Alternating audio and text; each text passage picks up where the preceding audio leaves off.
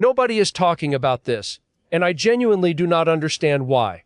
Volkswagen, the same company that spent years apologizing for Dieselgate and scrambling to catch up to Tesla, just quietly backed a battery announcement that could be the single most important development in the history of electric vehicles. Not because it charges faster, not because it gives you more range, but because it lasts so long that it might genuinely outlive the car it is sitting inside of. We are talking about a battery that can cycle 20,000 times before it gives up. Let that number breathe for a second. To put that in perspective, the battery in your current electric vehicle, whether that is a Tesla Model Y, a Chevy Equinox EV, or a Rivian, is designed to handle somewhere between 1,000 and 3,000 full charge cycles before it drops to around 80% of its original capacity. Tesla's most celebrated long-life research, the so-called Million-Mile Battery Project, pointed toward roughly 6,000 cycles as a ceiling. An impressive ceiling, sure.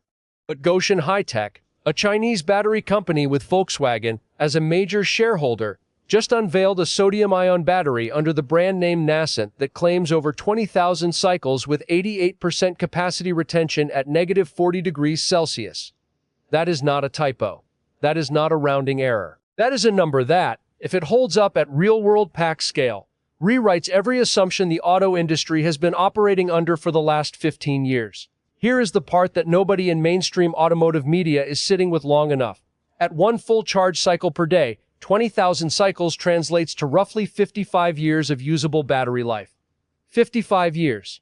The concrete in your driveway will crack and get repoured before this battery needs to be retired.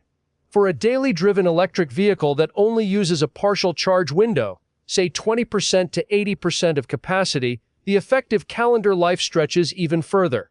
You would replace the tires, the brakes, the suspension, probably the infotainment screen twice, and this battery would still be doing its job. We have never had to think about cars this way before, and that shift in thinking is exactly why the industry is nervous. Now, let us talk about what Nascent actually is, because this is not one battery. It is a family of 3 distinct chemistries, each targeting a different problem. The high-energy version hits 261 watt-hours per kilogram, which places it in direct competition with premium nickel-manganese-cobalt-lithium-ion cells. That is the chemistry Tesla uses in its longer-range vehicles. For a sodium-based battery, reaching that energy density is genuinely shocking, because the conventional wisdom in battery science has been that sodium-ion chemistry tops out somewhere around 150 watt-hours per kilogram. Gotion just blew past that ceiling by 70%. The second variant, the power version, trades some energy density down to 162 watt-hours per kilogram in exchange for the ability to discharge reliably at negative 50 degrees Celsius. That matters enormously for commercial fleets operating in Minnesota, Montana, Canada, and Northern Europe, where lithium-ion packs have historically struggled in deep winter. The third variant, the one carrying the 20,000 cycle claim, is the energy storage version, built with a 180 amp-hour cell format and designed explicitly for stationary grid storage and long-life commercial applications.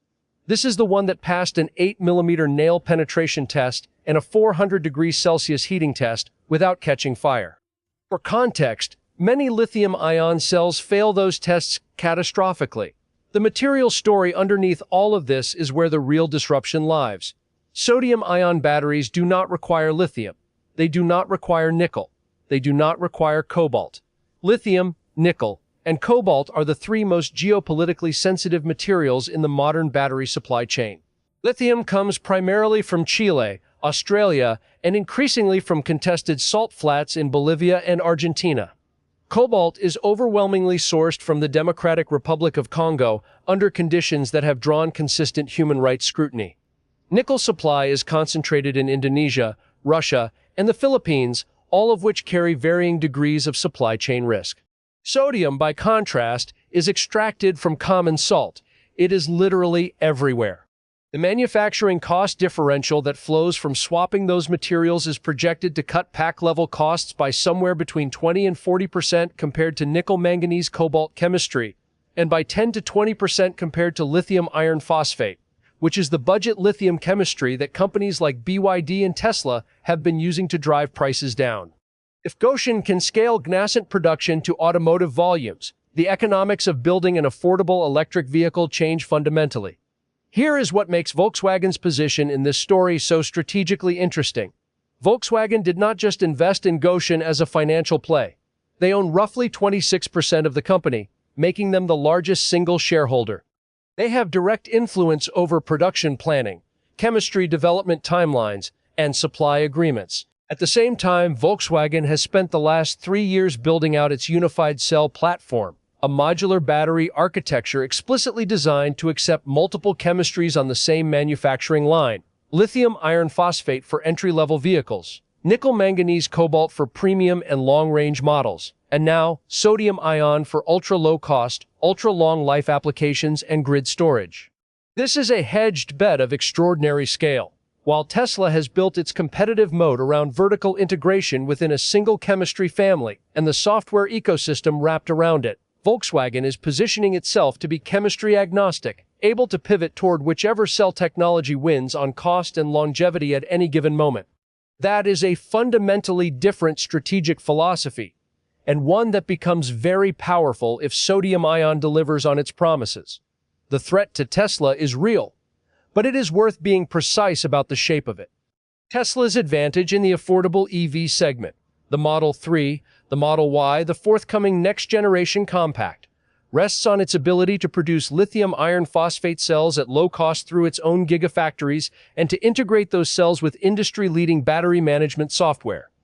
If Volkswagen's partners can produce sodium-ion packs that cost 20 to 30% less per usable kilowatt-hour over a vehicle's lifetime, and can do so at scale, the cost-per-mile economics for a base Model ID.2 or a small Volkswagen electric sedan could undercut Tesla's entry-level pricing in a way that was not previously possible. Tesla's answer to that scenario depends heavily on how quickly it can advance its own next-generation cell program and whether its software and supercharger network advantages are enough to justify a persistent price premium. Those are answerable questions, but they are not settled ones. This is where the honest skepticism has to enter the room, because the 20,000 cycle claim is extraordinary, and extraordinary claims require extraordinary evidence. The data Goshen has published describes cell-level laboratory testing, not pack-level real-world performance.